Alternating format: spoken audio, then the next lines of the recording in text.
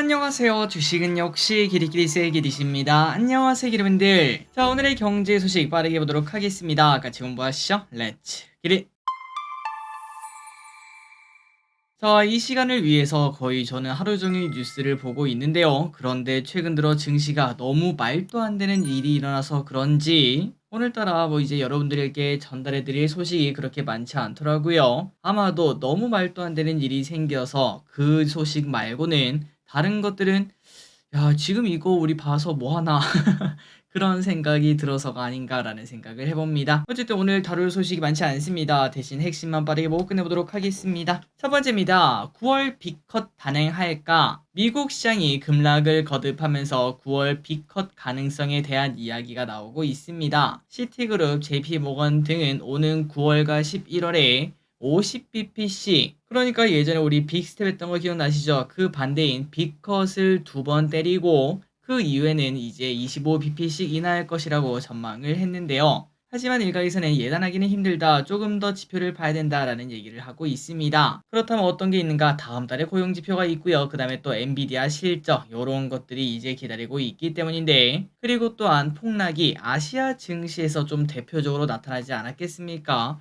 그러다 보니까 이거는 그냥 일시적 하락일 뿐이다. 비컷이고 뭐고 그런 거 필요 없이 그냥 증시는 다시 올라갈 것이다. 이러한 시각도 많은 걸 확인할 수 있습니다. 다음입니다. 오늘 좋았던 섹터가 뭘까요? 바로 조선주입니다. 조선주. 자, HD 한국조선해야 어제는 크게 하락하는 모습을 나타냈지만 오늘 11% 급등하며 다른 친구들은 다 한 여기쯤 있잖아요. 그런데 이 친구는 탄탄한 모습을 나타내고 있습니다. 조선주 투자자분들은 진짜 뿌듯하실 것 같은데, 그렇다면 오늘 조선주가 급등한 이유가 뭔가? 어제 장이 끝나고 최대 5조 규모의 카타르발 LNG 운반선 수주 협상을 벌인다, 이러한 얘기가 나왔습니다. 그러니까 아무리 증시가 안 좋더라도 실적 나오는 애들은 항상 대장 아니겠습니까? 그런데 이렇게 실적에 대한 기대감이 계속 나오다 보니까 다시 또 사람들의 매수세가 크게 몰린 걸 확인할 수 있습니다. 그래서 오늘 HD 한국조선해양은 12% 상승, HD 현대중공업은 11% 상승 등 전반적으로 상승하는 모습을 나타냈네요. 진짜 하락장의 해지주는 조선주일 수도 있겠습니다.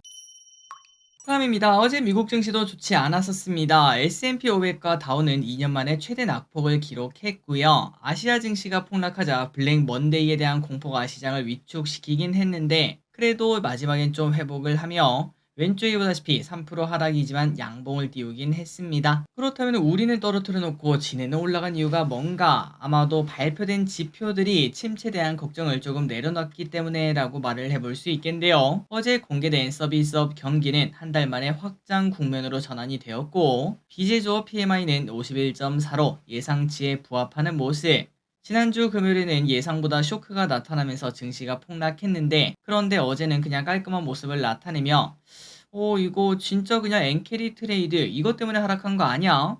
경기 침체 그거는 우리 그냥 우려했나 보다, 이러한 얘기가 나왔다는 거겠죠. 그래서 지금 미국 증시 선물 시장은 좋은 흐름을 나타냅니다. 다음입니다. 자, 그렇다면 방금 전에 말씀드렸던 엔캐리 트레이드 도대체 이게 뭔지 빠르게 보도록 하겠습니다. 자, 아마도 기름들 대부분 알고 계실 거라고 생각하는데요. 정말 간단하게 설명드리자면은 지금 전문가들이 증시가 폭락한 범인으로 지목하는 게 바로 엔캐리 트레이드입니다. 그 엔캐리 트레이드가 뭔가? 기관들이 금리가 낮은 국가의 통화를 빌려서 이자율이 높은 신흥국 통화를 매수하는 기법을 의미를 하는데요. 그렇다면 금리가 낮은 국가가 어디죠? 맞습니다. 일본이죠. 일본. 엔화는 마이너스 금리를 꾸준히 유지하다 보니 항상 이때까지 언제든 싸게 빌릴 수 있는 돈으로 주목을 받아왔었습니다. 그런데 BOJ가 지난 3월에 금리를 인상하고 지난달에도 깜짝 금리 인상을 단행을 했죠. 그런 모습이 나타나자 갑자기 엔화가 쭉 올라가기 시작했고, 여기서 중요한 건 이겁니다. 금리가 낮은 국가의 통화를 빌려서, 그러니까 제가 엔화를 빌렸죠. 그런데 제가 여기저기서 일을 하다가 잠시 뒤를 딱 돌아보니까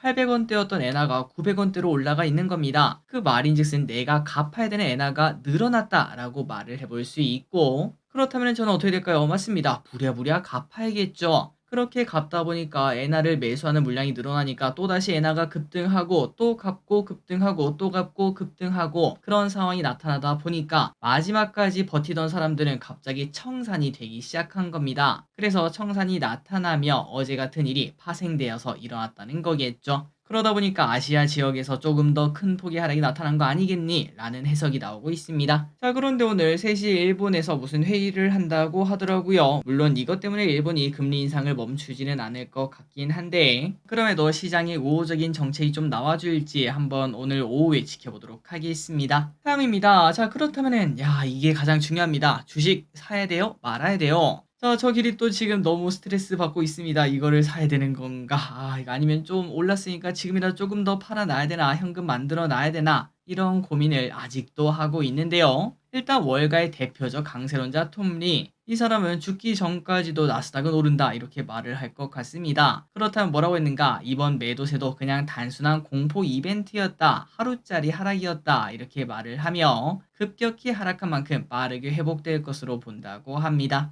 특히 오늘 우리나라랑 일본이 그런 모습을 나타냈죠. 그리고 그 근거는 침체라면 길게 갈 거라고 생각을 합니다. 하지만 일본 금리 인상 여파가 강한 것, 엔캐리 트레이드 때문이었기 때문에 다른 나라는 모르겠지만 미국 같은 경우는 걱정할 필요가 없다. 여전히 미국의 소비 심리는 강해서 크게 나쁜 소식이 아니라고 합니다. 그렇기 때문에 빅스를 잘 지켜보고 빅스가 고점을 찍고 하락하면은 증시도 빠르게 회복될 수 있을 것으로 본다고 하네요. 하지만 반대 의견도 있겠죠. 한번 보도록 하겠습니다. 오늘 우리나라 증시가 반등을 하는 모습을 나타냈는데 하지만 데드캣 바운스다라는 의견이 있어요. 그렇다면 그 근거가 뭔가? 경기 침체, 어쨌든 살아있는 악재라고 볼 수 있고요. 맞는 말인 것 같습니다. 이제 앞으로 우리는 예전에 한 1년 전에 했던 거 기억나시죠? 물가가 조금만 올라도 시장이 난리쳤던 거. 딱 그런 현상이 이제 앞으로 나타나게 됩니다. 조금만 경기가 좀 안 좋은 모습이 나타난다. 뭐 GDP가 조금 깎였다. 아니면은 PMI가 살짝 깎였다 등등 뭐 여러 가지 소식이 나오는 그 순간부터 계속 경기 침체 이 단어가 등장할 거라고 볼 수 있기 때문에 증시가 지금부터 V자로 반등하기는 좀 어렵지 않겠나라고도 볼 수 있고요. 그리고 또 중요한 거는 중동 전쟁 이 이야기 아직까지 ING인 거 알고 계실 거라고 생각합니다. 자, 그렇다면 앞으로 어떤 식으로 흘러갈까요? 사실 정답은 없습니다. 시간이 지나봐야 알 수 있는 건데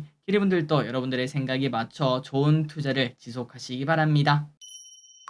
다음입니다. 하지만 이 와중에도 주식을 산다면 어떤 주식을 사야 될까요? 자, 과거 사례를 본다면 증시가 충격을 받으면 회복까지는 상당한 시간이 소요되었다고 합니다. 어제처럼 10% 급락하면 그거를 회복하는 데는 생각보다 긴 시간이 많이 걸리더라고요. 대부분 한 달 이상의 시간이 소요되었습니다. 그 말인즉슨 오늘 급등하긴 했지만 앞으로 조금 오른쪽으로 기어가든지 아니면 재차 하락하든지 그런 현상이 나타날 확률이 조금 더 있다는 건데요. 하지만 이 와중에도 그래도 막 V자로 올라갈 수도 있잖아. 그렇다면 어떤 주식을 사야 될까? 이러한 고민을 해볼 수 있는데 한국경제는 이렇게 말을 했습니다. 코스피 코스닥 종목 중 7월 11일 이후 주가가 올랐거나 하락폭이 5% 미만. 이 말이 뭔 소리냐면은 최근 들어 증시가 안 좋았죠. 그런데 기름들이 보시다시피 아까 조선주 보셨죠? 그리고 HD 현대일렉트릭 이 기업의 차트를 보시면 느낌이 오실 겁니다. 진짜 좋은 기업들, 누구든 사고 싶은 기업들은 어제 같은 날이 와도 그렇게 많이 안 떨어집니다. 그 다음날 전부 다 회복하는 모습까지 나타내죠. 그러니까 7월 11일 이후 주가가 올랐거나 하락폭이 5% 미만,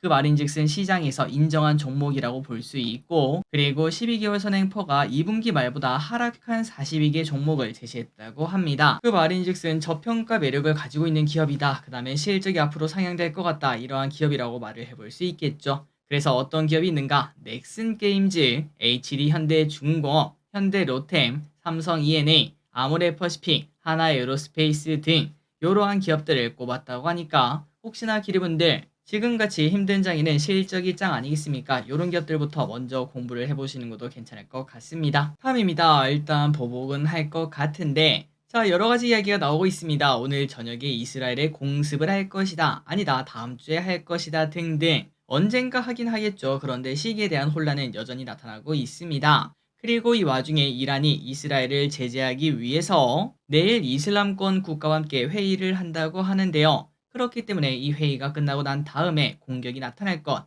요런 예상도 등장한다고 하네요. 다만 이 와중에 이스라엘은 뭐 전쟁을 끝날 생각이 없는 것 같습니다. 먼저 이란을 선제 타격할 수 있다 이러한 이야기까지 꺼내고 있는데 그래서 이런 부분이 나타나자 지속적으로 전쟁 관련주는 슬금슬금 올라가는 모습이 나타나고 있습니다. 다음입니다. 오늘 상장한 아이빔 테크놀로지 나쁘지 않은 모습을 나타냈어요. 장 초반에는 너무 재미없는 모습을 나타내줬지만 그런데 시간이 흐르면 흐를수록 갑자기 쭉 올라가더니 오랜만에 2배의 수익률을 보여줬습니다. 자, 요 기업 아이빔 테크놀로지는 생체 현미경 관련주고 기관들의 평가가 나쁘지 않았던 이력이 있는데 어쨌든 오늘 괜찮은 모습을 나타냈죠. 다음 공모주도 이러한 기대감을 갖고 쭉쭉 올라가길 진심으로 바랍니다. 공모주라도 제발 잘 됐으면 좋겠네요. 다음입니다. 내일 청약하는 공모주를 확인을 해보도록 하겠습니다. 넥스트 바이오 메디컬이라는 기업인데요. 자, 그런데 일단 결론부터 말씀드리자면은 좀 정신을 못 차린 기업이다 라고 말을 해보고 싶네요. 자, 그 이유가 뭔가 일단 기관 데이터를 보면은 1116건 참여, 그 다음에 경쟁률은 356대 1로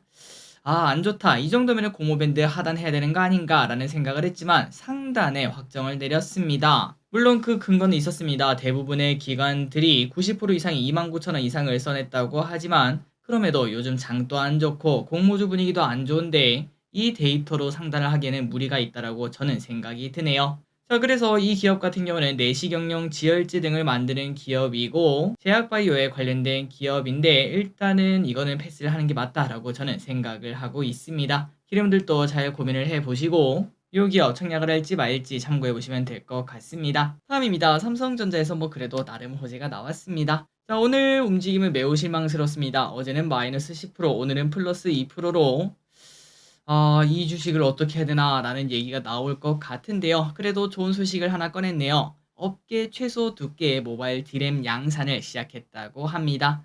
얼마나 얇나? 0.65mm 두께라고 하며 이는 손톱의 두께 정도로 상당히 얇다고 말할 수 있겠죠. 그리고 이러한 디램을 사용하게 되면 스마트폰이 더 얇아질 수 있으며 그 빈자리에 다른 부품을 사용할 수 있어서 당연히 긍정적인 소식이라고 말할 수 있겠습니다. 다음입니다. NC소프트 불소2 중국 진출. NC의 불소2가 중국 2차 CBT를 시작한다고 합니다. 이제 진짜 출시가 얼마 안 남은 것 같은데요. 이런 소식에 오늘 NC소프트는 어제 하락을 전부 다 되돌리는 좋은 모습을 나타냈다고 합니다. 다음입니다. 52주 신고가 기업을 보도록 하겠습니다. 오늘은 딱 2개가 있더라고요. 첫 번째는 휴니드, 전쟁 관련주죠. 방산에 관련된 기업이라 지정학적 리스크가 생기면 쭉쭉 올라가는 친구입니다. 그리고 실적도 나쁘지 않아서 아마 주주분들은 투자하기에 부담도 없을 것 같습니다. 물론 성장하는 기업은 아니고 그 자리에 머무르는 기업이긴 하지만 어쨌든 적자 기업이 아닌 걸 확인할 수 있고요. 그리고 특이한 거는 3, 4분기에 매출이 집중되는 모습이 나타난다고 하네요. 자, 해지주로서의 모습을 확실하게 보여주고 있습니다. 저 길이시 항상 말씀드리는 이렇게 하락장이 나타날 때는 내가 가진 비율의 한 5%, 많게는 10%, 그거보다 많으면 안 돼요. 그거보다 많으면 정신이 피폐해집니다. 한 그 정도만 해지주로 조금 방어를 해보는 그런 전략을 많이 말씀드리고 있는데 오늘 또 휴니들을 제외한 다른 친구들도 전부 다 괜찮은 모습을 나타냈습니다. 다음입니다. 셀리드라는 기업도 해지주라고 말을 해볼 수 있겠죠. 하지만 투자하기에는 많이 무서울 것 같습니다. 저는 절대 투자 못해요. 자, 사실 코로나 환자가 그렇게 크게 증가한 것도 아니고 그리고 코로나가 또 예전처럼 무서운 것도 아닌데도 불구하고 코로나 관련주인 셀리드가 어느덧 몇 배죠? 한 3, 4배가 오른 걸 확인할 수 있습니다. 이 친구가 오른 이유는 코로나 3상 임상을 진행하고 있다 이 이야기 때문인데 그런데 최근 하락장의 해지주가 되면서 쭉쭉 상승을 하고 있네요. 자, 그나저나 차트를 보니까 무시무시했습니다. 월봉을 한번 봤더니 셀리드는 한때 13만원까지 갔었는데 그런데 지금 이렇게 올라도 6,500원 여전히 마이너스 95%인 걸 확인할 수 있습니다. 다음입니다. 가사관리사 오늘 100명 입국했습니다. 정확히는 저도 잘 무슨 내용인지 모르지만 정말 시끄러웠던 기억이 나요. 뉴스만 키면은 이런 소식이 나와 있었는데 그런데 그 필리핀 가사관리사가 오늘 100명이 한국에 입국했다고 합니다. 참고로 이들은 모두 780시간이나 교육을 하고 자격증도 취득한 24세에서 38세의 가사관리사라고 하는데요. 영어는 유창하고 한국어는 나름 소통이 될 정도라고 합니다. 자, 그렇다면 누가 고용할 수 있나? 서울에 살고 12세 이하 자녀 혹은 출산 예정 가구가 고용할 수 있다고 합니다. 그리고 신청은 이미 진행을 하고 있었고 오늘 끝난다고 하네요. 그래서 만약에 하루 4시간 이용을 한다면 월 119만원 정도의 비용이 나온다고 합니다. 자, 오늘의 공부 여기까지 끝났습니다. 항상 이렇게 같이 공부해서 진심으로 감사합니다. 지금까지 길이셨습니다. 빠이요.